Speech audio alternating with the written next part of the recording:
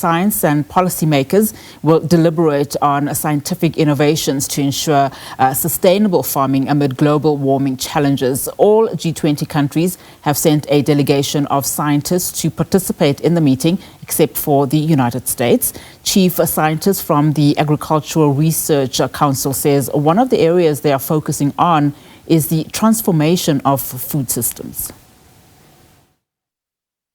The meeting of chief agricultural scientists from G20 member nations is currently underway in Polokwane. Now, this is a ground where the scientists from the G20 member nations are expected to deliberate on innovative ways to sort of transform the agricultural sector, looking as well into agricultural research.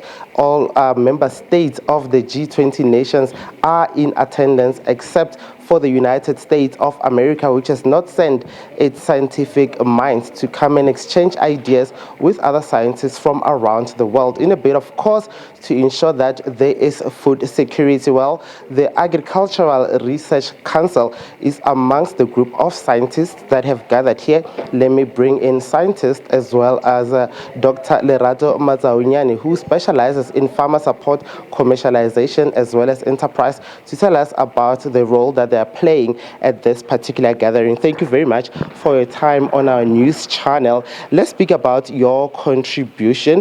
What sort of ideas are you bringing forward, looking at the fact that, science plays a very pivotal role? We've seen challenges that emerge likely from things like climate change. Talk to us about your role. Thank you very much. So as the Agricultural Research Council, we are the pioneers when it comes to agricultural research in South Africa. So it was only generic that we were given the opportunity to lead the process that was leading up until the MAGS, which is the G20 MAGS that we're in today. So in terms of our contribution as the Agricultural Research Council, we were tasked with the various issues that we had to lead with, and this includes the transformation of agricultural food systems, as you mentioned earlier, looking at biodiversity, climate change and risk management, as well as bioeconomy within the agricultural sector. But we did not have these discussions in a silo format. This is where we then had our concept notes that we drafted, following which we engaged all scientists within the different sectors. We started with discussions, obviously, within the Agricultural Research Council.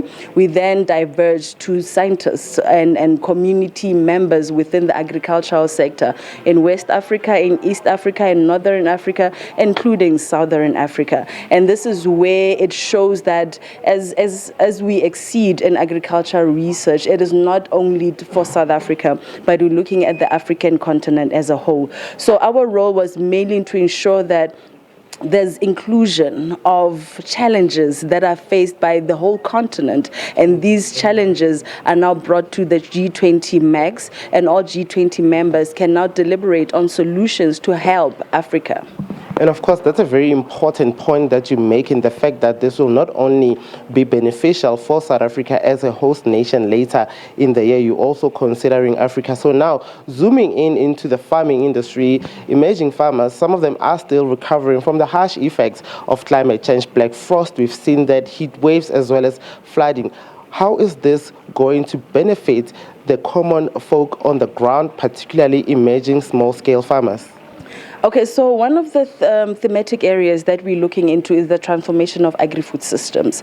Now, when you're looking at agri-food systems, there's various aspects of it. There's the social systems that you have there. There's the production systems, which fit very well. The two systems fit very well in terms of assisting smallholder farmers. Now, with production systems, we're talking about easing the way in which production is done for smallholder farmer, because remember, these smallholder farmers are those that have a challenge in terms of availability of resources. So now, through agricultural research, we can look at ways where, for example, if we have a crop farmer, we can look at ways whereby production can happen with a limited amount of water. We look at one of the impacts of climate change is increased pressure on diseases and pests that come into the production area. So with these things in place, we do research now to work on resilient crops or resilient livestock, and in that way our smallholder farmers can benefit. But in this G20 realm, what we're hoping to do is that to increase our collaboration with other G20 countries, because you would find that in other G20 countries,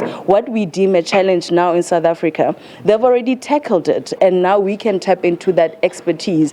But most importantly is the funding.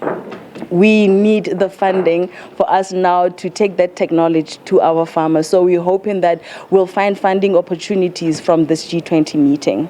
Dr. Matsaonyane, thank you very much for your time and interesting discussion there with scientist Dr. Lerato Matsaonyane from the Agricultural Research Council, talking to us about their intentions that, of course, while it's a G20 at a larger international scale, they are hoping that emerging smallholder farmers will be then assisted in terms of funding, looking into production. For now, it's back to you in the studio.